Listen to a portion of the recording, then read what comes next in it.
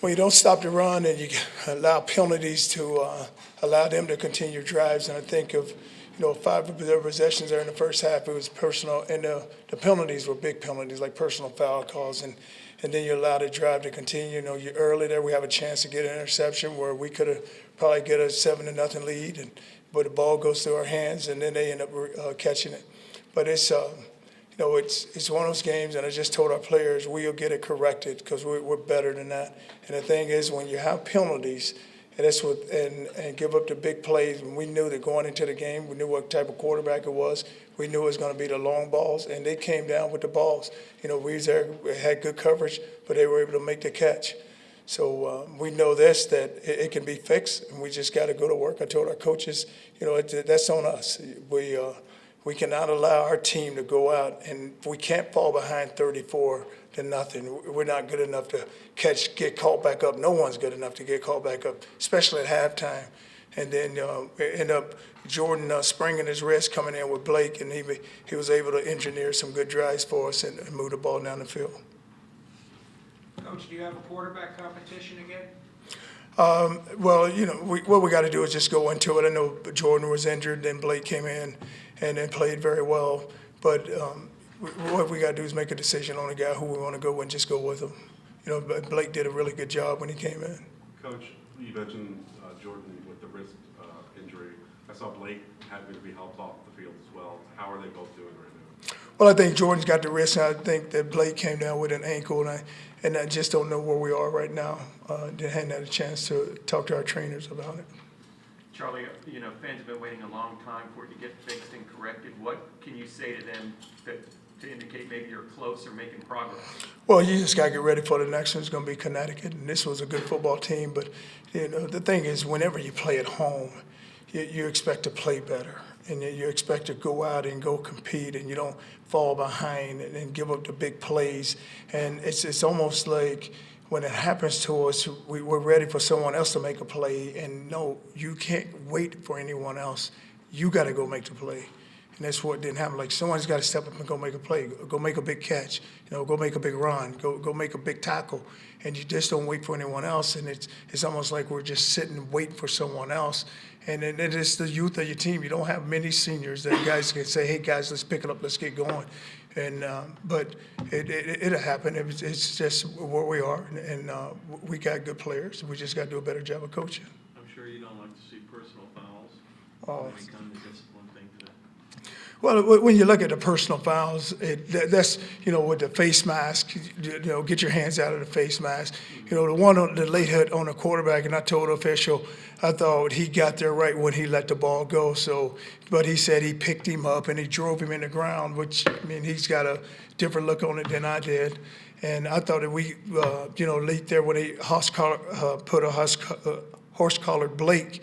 And they didn't call it. And guys like, well, he let go. It still doesn't matter. A horse collar is a horse collar, whether you let go or don't let go. But personal fouls is what allowed the drives to continue and for them to get the yards they got. Coach, Horn and St. Felix are your experienced wideouts. They don't have a catch between them, and they're not on the field. Is there something going on? Well, they're on the field. They started. You look at the one that St. Felix dropped on our sideline, the big third down catch, and then we the first drive, the first third down, we gave the Horn the ball to the outside, and if he just keeps running outside, he's going to be okay. I think he tried to cut it back in, and they cut it back into coverage, and they were able to get him down on the ground. But just use your speed and quickness and get to the outside. But both of those guys can make plays. We just got to find a way to get them the football. How much confidence do you have in Kerwin at this point? Oh, I have a ton of confidence in Kerwin, and it's when you look at it, and a lot of times and you guys are going to always look at as a coach, we know we got to get better. But Kerwin, when you watch the tape, it's there. It's a matter of us just executing it, and it's just usually one guy or two guys. But I have a lot of confidence in Kerwin, and I know this, and he has installed a system, and installed a system that works for us. Now it's all about us just executing that system. How was the practice going by this week?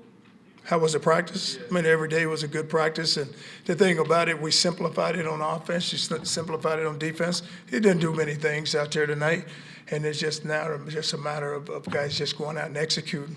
And you know, when it's usually when you look at it, it's you know, you're there. It's, you know, usually one guy don't execute it, then boom, then a big play happens for us, but happens to us. But it's more of us just continue to work. And the thing about this system is, you know, he's installing it, and each week it's gotten, you know, from South Carolina State and then to this game, you can't fall behind like that in a game, because then you look at the sacks we give up. You're going to allow teams now to put their hand in the dirt, which you would allow us to do if we got a big lead, and we're going to go rush the quarterback, and you're going to get sacks because they're not going to be able to protect it that long. And then so you end up giving up the sacks, and so then it hurts your rushing yardage. But it's a lot of things that we got to get fixed. You know, last year when you were 6-0, it was, some people were going, well, how, you know, who's going to beat them? And of course, we knew who. This year, it's like, where are their wins going to come through? You're back to 6 or more. I mean, you Well, I can't think we're going to get the wins. I think it's going to come. And you know, you don't want to take anything away from that team too. I mean, that team rolled in here 4-0. They got a really good quarterback. I mean, you look at that quarterback. That quarterback when we were at Texas started as a true freshman, and he wouldn't beat Notre Dame our opening game. So it's not like you're looking at a guy who doesn't have any experience and a guy who can sit back here and throw it. And you look at some of the throws he made tonight. I mean, it's those deep balls. I mean, they was thrown. I don't know how many guys could have made those throws, but he did that at the last place I was at. So, you know, the wins are going to come. We just got to.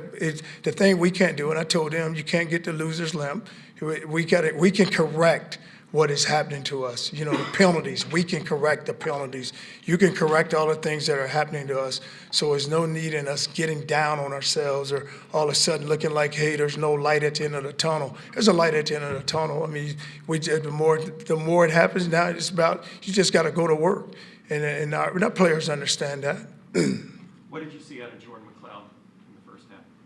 Well, I think he made some, you know, you look at the scramble, he got out there and got the first down. He made some good throws. The one that he threw to Mitch, I think he wanted to, if he had to just put a little more height on it and got it a little to the outside, that ball would have been caught for a touchdown. And then the one he had, we ran the post route, and he thought he put enough air on it to lob it over the linebacker's head. And that's when the guy got the interception, because the receiver was wide open.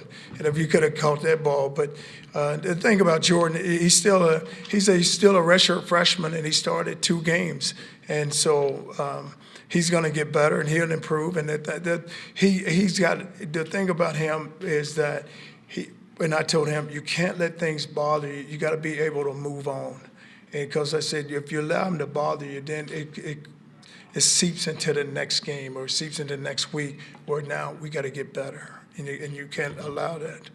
SMU scored 5 straight touchdowns on 5 straight drives, all time of possession under 320.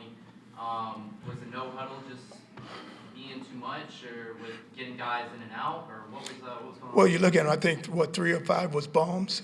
So yeah, so they threw the ball up over our head, which we went into the game saying we can't allow that to happen.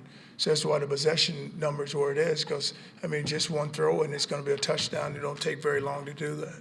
Charlie Jordan was sacked 6 times in the first half. Were all them on him, or was there on the line, or were a couple times he needed to get rid of the ball and didn't? Well, it's a combination of so many things, and like I said, when you get down like that, you allow a team to rush you, then you're gonna give up those sacks, and especially if guys aren't getting open. And you look at the way they played us. They played us some cover 1, which is man free, and so we got to win on the outside. And then when it happens, you know, we just got to protect him long enough so he can get the ball down. But you know, defensively, we just can't allow them to, you know, give up the one play scores where the ball's thrown up over our head. So when that doesn't happen, you don't fall behind the way we fell behind. And so now you're trying to play catch up. And so now when you're playing catch up, then that's where all the issues come. Because now you allow them to kind of just pin their ears back and go and rush your quarterback and stop when you can't run it, because you're trying to generate points. Past two games have been offenses that have thrown over the top. Is there a way to defend that for you?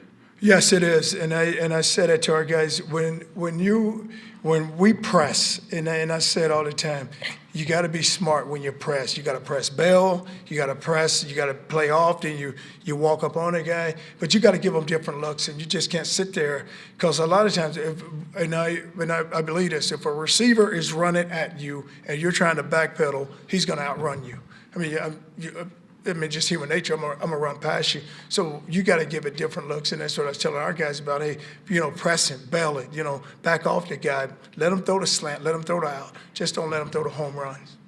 Coach, with such a young football team, is there a fine line between keeping their confidence up moving forward and being hard on them after a loss like this? Well, there's no reason to be hard, because you can see what the issues are. And they said, even at halftime when I addressed it with them, they said, now it's you move on, let's go get ready for the next one. Guys, you got to believe we're going to get it done.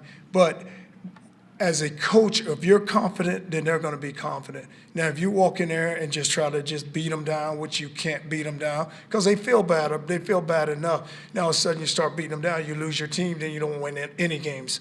So the thing is now, it's more about us. Just we got to find a way, and the key thing is find a way that we can go coach them, and coach them where we can get out of them what we want to get out of them. And we got to demand they do it.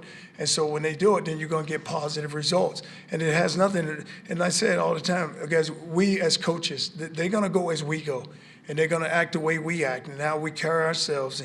And we just got to get them coached up and put them in the right position.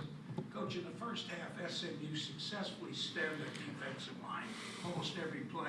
Was there any thought of changing the cadence or anything to stop that? Well, that's what they've been doing, and that's what they came into doing. That was something they did. To say move and then there's stem their line and everything. But it's what they did, and we were aware of that. But the thing is, when they moved it, they was a 3-down team. They just went to 4 down. So all the thing they did, the outside guy just walked up on the line of scrimmage. So we were ready for it. So now it's all about us just blocking it now. Just about execution, Coach. Got to execute, guys. This is what this game is, a game of execution. All right. Appreciate it. Go ahead. You're having a lot of missed tackles and gaping holes. Any way of fixing that? Well, it's all gaps, and you got to get, like what we was doing, we was running a pressure, and you got to get over the top with backers. Guys got gaps, and they didn't fit the gaps. And when the runs there in the first quarter, just you're right, gaping holes.